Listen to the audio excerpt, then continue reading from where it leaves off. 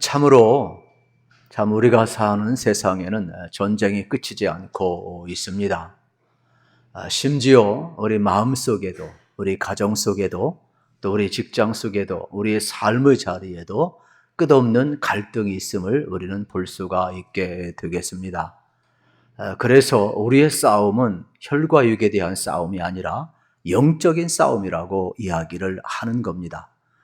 우리 영적인 싸움이라는 것은 하나님의 방법과 하나님의 뜻을 따라 싸우는 싸움이 되겠습니다. 오늘 우리는 이 가나안 북방을 취하다라는 제목으로 말씀을 우리가 듣고 있습니다. 여호수아의 이 정복 전쟁은 이미 하나님이 승리를 주신 겁니다. 그리고 약속을 하셨습니다. 그래서 우리는 지난 10장에서 지난주에 여호수아가 기도하였을 때에 태양이 멈추었습니다. 달이 멈추었습니다. 그래서 지구의 자전 속도가 느려지면서 해가 지기 전에 모든 여러분 나머지 잔당들을 전부 다 진멸하는 기적을 체험을 했습니다. 그러다 보니까 이제 가나안에 남아있는 북쪽에 있는 모든 그 족속들이 두려운 겁니다. 그래서 연합을 하는 그러한 장면을 보게 되지요. 이 가나안의 정복 전쟁은 참 신기하게도 먼저 여리고와 아이성 중앙을 돌파합니다. 그리고 10장에서는 남부의 5개 족속들이 연합을 해서 대항을 하는데 그것도 점령을 합니다. 이제 오늘 본문에 나와 있는 북쪽의 연합 세력들만이 남아 있습니다. 그런데 이 북쪽에 있는 연합 세력들은 가장 가나안 족속 가운데 강력합니다. 한 번 승리했다고 여러분 나머지 대상이 그렇게 만만한 대상이 아닙니다. 이러한 내용을 오늘 우리가 이제 살펴보게 될 터인데 1절부터 4절 말씀에 보면 이제 가나안 북부 연합군 세력이 얼마나 강한지를 이야기합니다. 제가 1절과 4절만 읽어보도록 하겠습니다. 같이 한번 1절 4절 읽읍시다. 시작. 하솔 왕 야빈이 이 소식을 듣고 마드낭 요압과 시몬 왕과 악삽 왕과 4절입니다. 그들이 그 모든 군대를 거느리고 나왔으니 백성이 많아 해변에 수많은 모래 같고 말과 병과도 심히 많았으며 아멘. 하솔을 중심으로 해서 북부 연합 세력들이 지금 10개 이상 모여 있습니다. 가장 강력하죠. 그런데 이 군대 수를 뭐라고 표현하느냐? 해변의 모래알처럼 많다라고 표현합니다. 이것은 의도적인 표현입니다. 왜냐하면 이스라엘의 여러분 믿음의 조상 아브라함을 기억하시죠. 그를 갈대아우르에서 부르고 뭘 약속하셨습니까? 하늘의 별처럼 바닷가의 모래알처럼 많게 하라 약속하셨어요. 그래서 이스라엘 백성들은 이 표현이 얼마나 많이 번성하고 많은가를 잘 알고 있어요. 그렇다면 지금 이 가나안의 북부 10족속이 이 도시국가들이 연합을 했는데 그 군대의 수가 해변의 모래알처럼 많다라는 것은 헤아릴 수 없을 정도로 많다라는 거죠. 그러니까 이스라엘 백성들은 금방 이해가 되는 그러한 표현이 되겠습니다. 실질적으로 이 역사의 기록에 의하면 그 당시 30만 명이 모였다라는 겁니다. 그리고 또 전체나 여러분 기병도 2만, 또 어떻게 보면 만, 이렇게 기병이 2만이고 또 전차가 만이면은 대단한 것 아니겠습니까? 이것은 우리가 생각할 때 어느 정도냐면 그들이 가진 이 무기는 그 당시 오늘날로 이야기하면 아주 첨단 무기가 되겠죠. 쉽게 이야기하면 핵무기 같은 것이고 더 쉽게 이야기하면 뭐 미사일이나 아주 최첨단 여러분 어떻게 보면 이러한 전차 부대가 되겠지요. 그런데 이스라엘의 진영은 그렇지 않습니다. 그들은 애굽에서 나왔고 광야를 통과했고 하나님이 대장이 되어 왔기 때문에 그들은 먼 길을 오면서 결코 그렇게 훈련받고 할 수 있는 길이 없었습니다.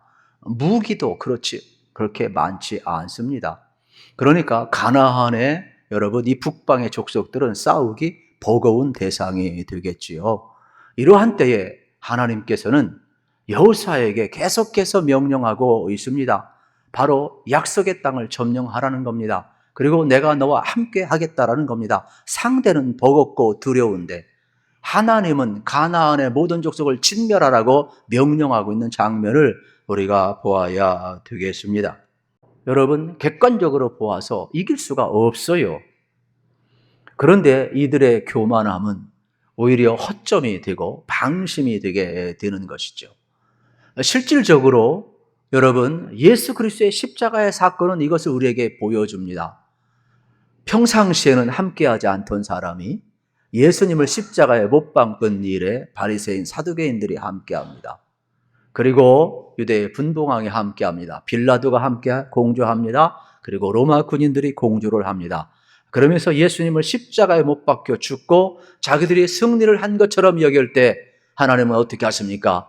예수님을 3일 만에 부활하셔서 그들의 모든 어둠의 세력, 죽음의 세력이 얼마나 헛된가를 하나님은 보여주고 있고 부활의 권능으로 그들의 허사를 드러내고 있음을 우리는 알고 있습니다. 그만큼 여러분, 우리 가운데 어둠의 세력이 몰려올 때에 하나님은 한 방에 초토화시키는 능력으로 반전시키고 있음을 우리는 보아야 합니다. 그래서 여호수아를 통하여 우리가 배워야 될 것은 뭐냐면, 우리 가운데 감당할 수 없는 어려운 일이 한 방에 몰려올 때 믿으십시오. 내 힘으로 감당할 수 없어도 그 시간은 은혜의 시간이고 하나님의 의리를 반전시키는 역사의 시간이 한순간 한순간 다가온다는 것을 꼭 믿으시고 믿고 선포하며 살기를 축복합니다. 이것이 바로 우리의 믿음이고 여러분, 우리의 신앙의 자세가 되어야 할 것입니다.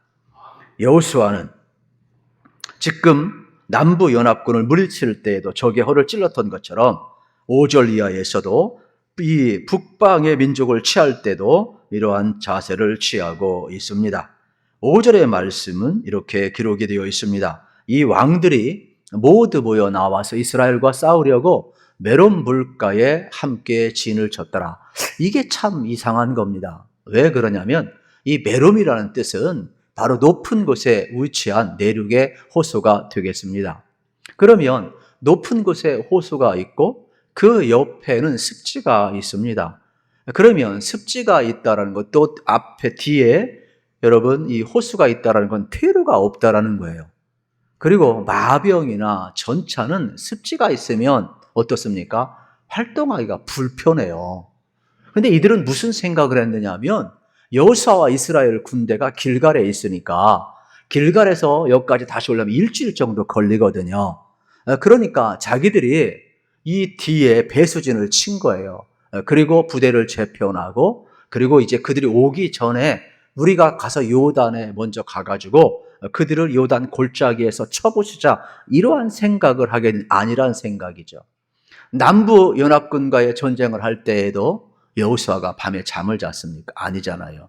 하나님의 약속을 믿고 밤에 강행을 하잖아요. 그리고 새벽에 급습을 하잖아요.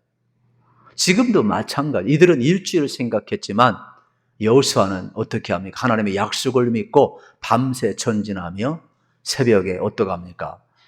급습한 장면을 우리가 볼 수가 있게 되겠죠. 왜 이러한 용기가 났을까? 왜 이렇게 할 수밖에 없었을까? 6절에 나와 있습니다. 6절을 우리 같이 한번 읽겠습니다. 여호와께서 여호수아에게 이르시되 그들로 말미암아 두려워하지 말라. 내일 이맘때에 내가 그들을 이스라엘 앞에 넘겨주어 몰살시키리니 너는 그들의 발 뒷밭에 힘줄을 끊고 그들의 병가를 불사르라 하시니라. 아멘. 하나님은요 여호수아를 격려해요. 두려워 말라. 내일 이맘때에 이 북방의 모든 족속을 내게 넘겨주리라. 그러면서 뭐라고 이야기합니까? 너는 말의 뒷 힘줄을 끊어버리라. 그리고 모든 병거를 불살라 버리라. 이 전쟁은 말에 있는 것이 아니라 전차부대 병가에 있는 것이 아니다. 이 전쟁은 여호와께 속한 것이고 거룩한 전쟁이기 때문에 내가 이 모든 북방의 족속을 내게 넘겨줄 것이다. 하나님이 말씀하고 있는 장면이 되겠죠. 여러분, 여호수아는 하나님의 음성을 들었을 때 확신이 생기는 거예요. 용기가 막 100배 지속게 되는 겁니다.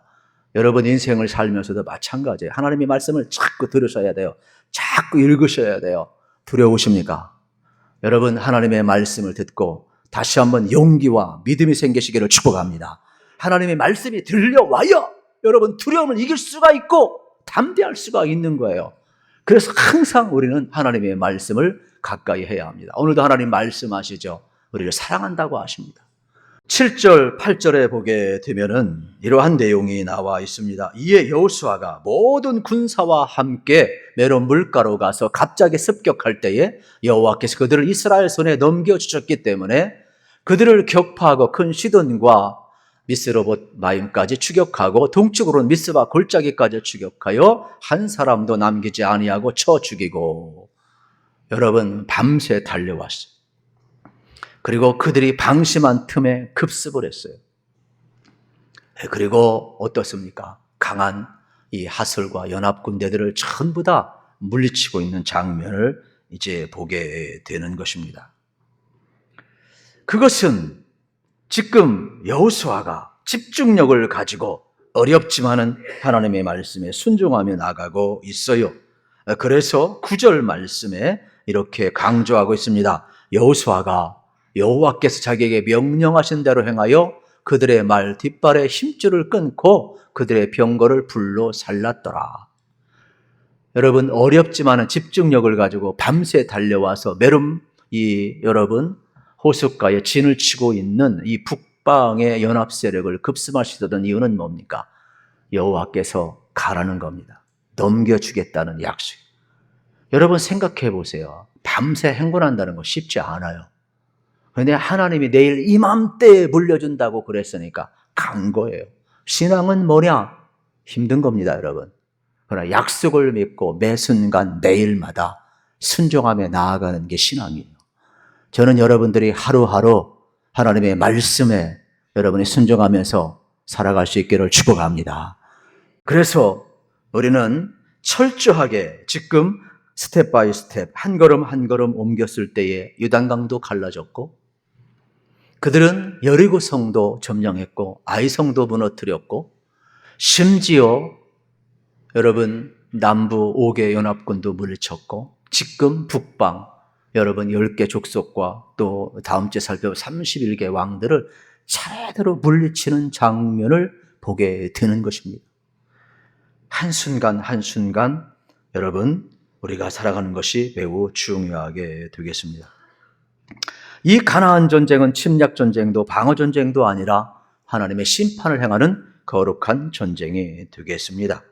그래서 하나님께서는 끝없이 우상 숭배와 각종 타락에 빠진 이 무리들을 진멸하라고 말씀하고 있습니다. 약속의 땅은 바로 여러분 이들이 경영할 수가 없기 때문에 하나님 이들을 추방하고 하나님의 거룩한 원리로 경영할 이스라엘 족속을 들어가게 하고 있는 장면을 보게 됩니다. 그런데 팁으로 좀 말씀을 나누면, 이스라엘만 사랑했느냐? 아니에요.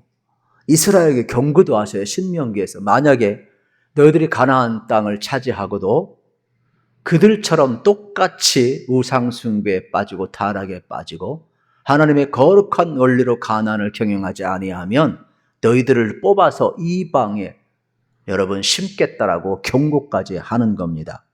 그렇다면 우리의 삶에 있어서 기억하셔야 돼요. 하나님의 은혜를 받았으면 여러분 어떻게 날마다 은혜를 기억하면서 살아갈 수 있기를 축복합니다. 여러분 지난해 우리가 영적 싸움에서 이겼다고 그래서, 지난날 모든 죄악을 이겼다고 그래서 오늘 똑같은 죄를 이긴다고 장담하지 마세요. 영적 싸움은 어제 이겼다고 해서 오늘 이기는 게 아니에요. 어제 졌다고 해서 오늘도 지는 것도 아니에요. 똑같은 죄악과 똑같은 유혹이 있어도 여러분 오늘 내가 순종하고 매 순간마다 나아가야만이 오늘을 이길 수 있다는 걸 여러분 알으셔야 돼요. 그러므로 지금 여호수아는 하나님의 말씀 앞에 철저히 순종하며 한 걸음 한 걸음 나아가고 있음을 발견하게 되는 겁니다. 시편 20편 7절 말씀 우리 같이 한번 읽겠습니다. 어떤 사람은 병거, 어떤 사람은 말을 의지하나 우리는 여호와 우리 하나님의 이름을 자랑하리로다. 아멘. 병거와 말 의지하고 싶죠. 여호수아도 이스라엘 군대도 전쟁에서 얻은 노략물인데 왜 그걸 없애버리고 싶겠습니까? 그런데 어떤 사람은 병거를, 어떤 사람은 말을 의지하지만 여호수아와 이스라엘 백성은 하나님을 의지하고 하나님을 자랑해야 될 여러분 지도자이고 백성이 되겠지요. 우리도 똑같습니다. 그래서 이 전쟁은 하나님께 속해 있는 것이기 때문에 원래 왕들은 말과 병거를 많이 가지지 말라 그랬어요. 왜냐하면 많은 말들, 기병을 여러분 나병을 운영하고 또 병거 전차부대를 운영하려면은 힘의 원리가 작동될 수밖에 없고 그것을 뺏으려면 남을 것을 착취할 수밖에 없고 또 힘을 가지면 힘없는 사람을 착취할 수밖에 없고 다른 민족을 침범할 수밖에 없어요. 그래서 평화의 왕 여러분 우리 하나님께서는 진정 이스라엘의 왕의 기본 자격 가운데 하나님 의지하는 말과 병거를 의지하지 말라는 거예요. 그러면서 이 전쟁은 하나님이 왕이심을 선포하는 거고 가나안의 이 우상 숭배를 하고 여러분 어떤 신적인 존재 그들이 진정한 왕이 아니라는 거예요. 그래서 그들을 하나하나 전부 진멸하면서 하나님의 왕되심을 선포하고 있는 장면을 이제 보게 되는 내용이 되겠습니다. 10절, 12절 말씀을 보게 되면은 이제 하솔이 나오는데 하나님께서 이 하솔을 어떻게 물리치는가를 우리에게 가르쳐 주고 있어요. 하솔이 이렇게 강합니다. 하솔은 본래 그 모든 나라의 머리였더라. 그때 여호수아가 돌아와 하솔을 취하고 그 왕들을 칼날로 쳐 죽이고 그 가운데 모든 사람을 칼날로 쳐서 진멸하여 호흡 있는 자는 하나도 남기지 아니하였고 또 하솔을 불러 살랐고 여호수아가 그 왕들의 모든 성읍과 그 모든 왕을 붙잡아 칼날로 쳐서 진멸하여 바쳤으니 여호와의 종 모세가 명령한 것과 같이 하였으되 말씀하고 있어요. 가나안 이 북쪽 족속 가운데 가장 강력한 게 하솔이에요.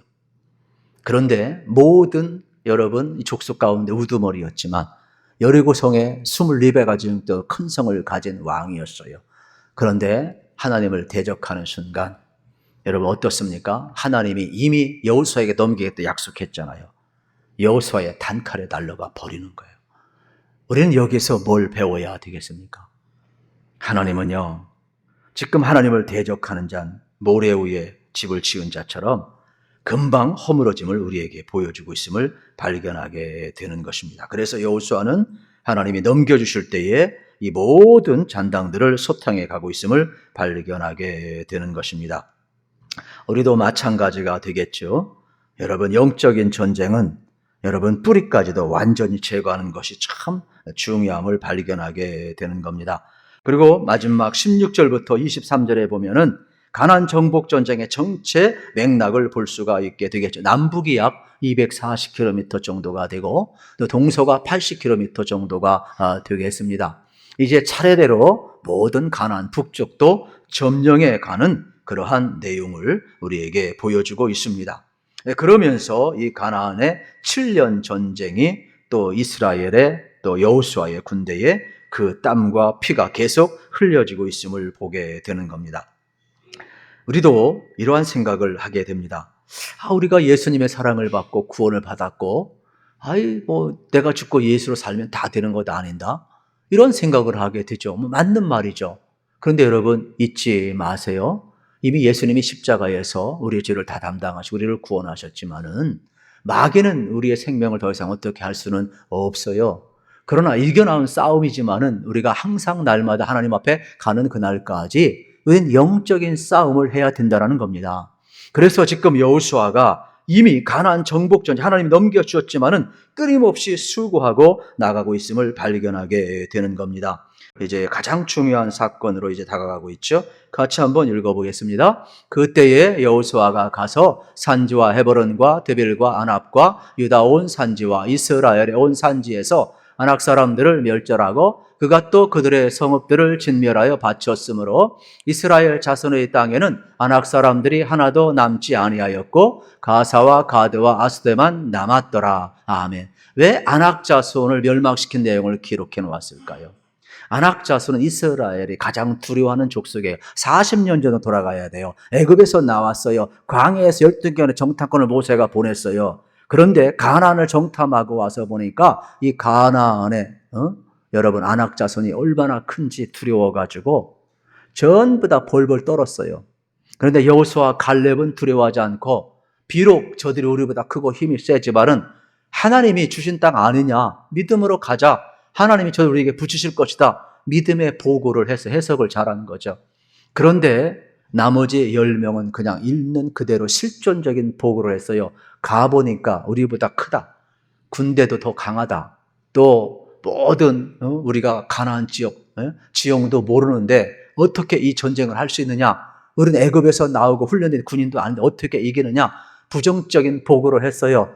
우리는 저들이 어떻게 보면은 여호수아 갈렙은 저들이 우리의 밥이라고 그러는데 우리는 뭐라고 그랬어요? 그냥 흔들리는 갈대부터는 메뚜기에 불과하다. 메뚜기 컴플렉스에 빠져버렸어요. 그래가지고 가나안을 본 사람은 12명밖에 없는데 보지도 않고 부정적인 말에 다 오염이 돼가지고 200만 명 이상이 여러분 하나님 주신 비전을 접어버려요. 절망 속에 빠져버리고 말아요. 그 결과가 얼마나 비참한 줄 아십니까? 절망에 빠지면 불평과 원명이 나와요. 그래서 하나님은 1세대를 광야에서 전부 다 진멸시켜버려요. 그리고 그 죄값이 얼마나 큰지 이 시대는 광야에서 38년 동안 유리 방황을 하게 됨을 우리는 알아야 되는 겁니다. 우리 인생길 걸어가면서 여러분 하나님 주신 그 꿈과 비전은요, 어떤 세상의 실존 앞에 흔들리는 그러한 상황 앞에 강한 적 앞에 꿈을 접을 수 있는 것이 아니에요.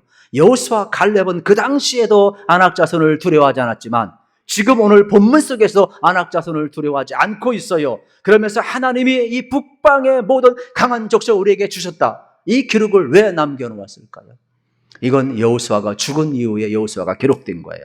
그래서 후손들에게 우리의 조상, 바로 1세대는 그렇지만 2세대 여호수아가 특별히 하나님이 함께 하심을 믿고 안악자손을 물리쳤다. 그러므로 앞으로 우리가 두려워하지 말라. 하나님 말씀에 순종하면 하나님이 선을 해주실 것이다. 담대하게 살아갈 수 있도록. 그리고 앞으로 이 가나안의 삶은 어떤 삶이 되어야 되느냐? 하나님의 말씀과 하나님의 거룩한 원리를 따라서 경영해야지. 이방의 민족들처럼 우상 숭배와 타락과 세상의 경영 원리로 가서는 안 된다는 것을 강조하기 위하여 여호수아가 기록이 된 거예요. 그렇다면 오늘 우리도 마찬가지가 되겠죠. 저도 그렇고 여러분도 그렇고 예수님을 통해서 은혜를 받았는데 여러분 우리가 어떠한 삶을 살아가야 되겠습니까? 우리는 여호수아처럼 담대하게 우리가 살아가고 또 주님을 우리가 바라보면서 나아가야 됨을 발견할 수가 있게 되겠습니다. 그래서 여호수아가 여러분 계속해서 하나님의 말씀을 따라서 그가 순종하며 살고 있음을 우리가 잘 기억을 해야 하는 것입니다. 하나님의 말씀에 순종하는 것보다 강한 것은 없습니다. 그 순종의 절정은 십자가였습니다. 그러므로 여러분들이 최종적인 승리의 길로 나가길 원하면 십자가의 길을 걸어가시기를 우리 주님의 이름으로 축복합니다. 우리 예수 믿는 사람은 사람과 싸워서 이기려고 할 필요가 없어요. 그러면 나도 죽고 남도 죽어요. 그러나 내 안에 주님이 계시기 때문에 여러분 내가 죽고 남을 살리면 나도 살아요. 남도 살아요. 그리스도가 살아 역사함을 우리는 믿으셔야 돼요. 그래서 저는 여러분들의 십자가가 고통이 아니라 여러분 십자가가 여러분의 삶을 매력시키는 여러분의 모든 삶을 삼켜버리는 매력이 되고 능력이 되기를 우리 주님의 이름으로 축복합니다. 그래서 그 십자가는 나를 변화시키는 능력이 있고 내가 죽어지는 능력이 있고 나를 살리는 능력이 있고 여러분 어떻습니까? 이곳에 평화가 임하는 능력이 있죠. 저는 여러분의 심령 속에도 갈등 있는 가정 속에도 교회와 이민족과 또 열방 속에도 십자가의 복음이 들어가서 전쟁이 그치고 평화가 선언되고 그래서 다시 한번 하나님 앞에 서는 그날까지 끊임없이 여러분 우리는 영적인 싸움, 순종으로 영적인 싸움에 여러분이 승리하셔서 다시 한번 하나님 주신 은혜를 꼭 누리시기를 우리 주님의 이름으로 축복합니다.